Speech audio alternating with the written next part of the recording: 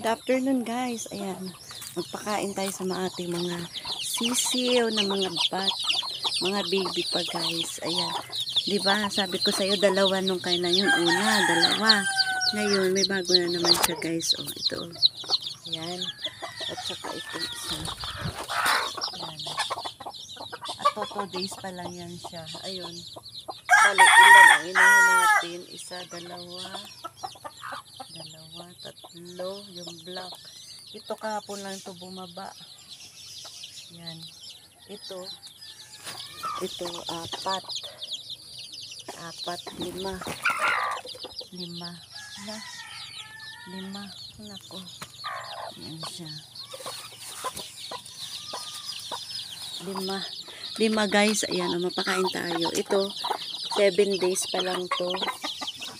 Yan ang 7, 2, 4, 6, 7. Ito, 3 lang siya. Yan, 3 lang yan. Ito, 10 to. 12. Tapos, so, maliliit pa siya guys. Yan. Tapos ito, malaki-laki. Ito yung nauna. Tapos yung black at saka ito yung hapon lang bumaba. Dami sila. 2, 4, 6. Siyam lahat pala yung kahapon. 12, tapos 7, tapos 7 ulit, tapos 8. Ayan, ang dami. Ang dami pag lumaki sila. Kasi yung mga malalaki na to, yung mga, yung iba inihaw namin, tapos ang iba, namin yan, oh, yung mga sulog niya, no? Yan yung mga lahi niya na. Tapos yung 7 na lang yung mga dalaga na. Pero malapit na yan siya mag-antag nito. Mag-itlog naman. Kaya yun, hindi muna natin sila katayin. Kaya yun. Dito ako sa ilalim ng kubo. May duyan kasi dito. Kaya yun. Masarap dito guys, maghiga-higa. Kaya yun, magpakain tayo. Grabe, oh.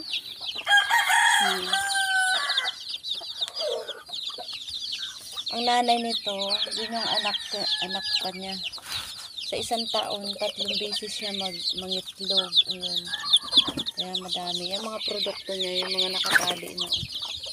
Kaya marami tayo ngayon ng palakihan na sa 1 taon ay madami na tayong manok. Madali lang pala guys magpadami talaga ng manok basta maalagaan lang talaga sila ng maayos.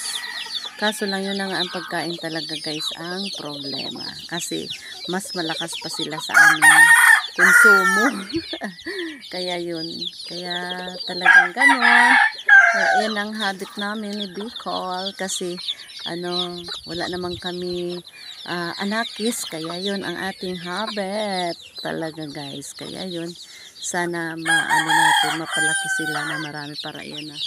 May pambulang na yan siya dyan para pag lumaki na. Yan.